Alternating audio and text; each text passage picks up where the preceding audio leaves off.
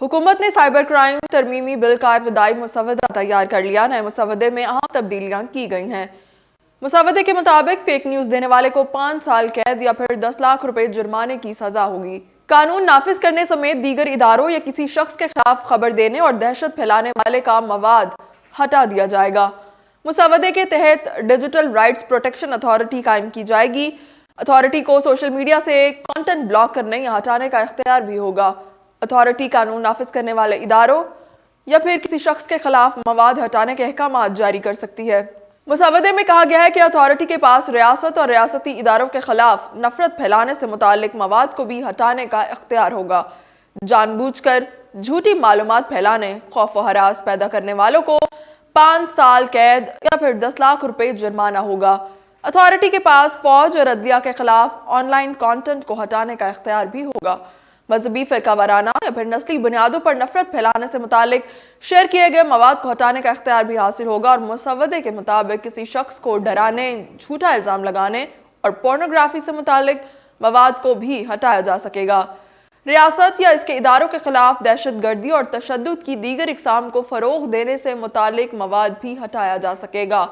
मुसवदे में यह भी कहा गया है कि अथॉरिटी का एक चेयरमैन और 6 अरकान होंगे। अथॉरिटी के फैसले के खिलाफ ट्रिब्यूनल से रुजू किया जा सकेगा।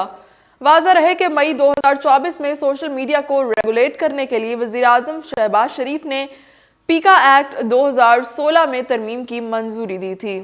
मुजव्वज़ा prevention of electronic crimes act 2024 के तहत डिजिटल राइट्स प्रोटेक्शन एजेंसी के क़याम की मंजूरी भी दी गई थी। इसके अलावा वफाकी काबीना को भेजे गए इब्तदाई मुसवदे पर सियासी जमातों और डिजिटल हकूक के रहनुमाओं की जानिब से शदीद तनकीद के बाद शिकायत के इंदराज के अमल को रेगुलेट करने के लिए मुजव्वज़ा डिजिटल राइट्स प्रोटेक्शन अथॉरिटी में कुछ तब्दीलियां तजवीज़ की गईं। ज़राए ने डॉन न्यूज़ को बताया था कि मुसवदे में की गई कुछ तब्दीलियों के जरिए किसी भी सोशल मीडिया कंटेंट के खिलाफ शिकायत दर्ज कराने के अमल को हमवार करना शामिल है।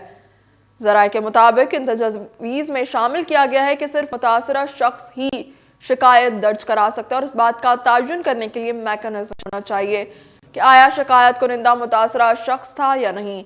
इसके अलावा इस बात का तयन भी पहले से किया जाना चाहिए कि आया दर्ज की गई शिकायत दरखास्त गुजार के हकूक़ की खिलाफ वर्जी में शुमार होती है या फिर नहीं।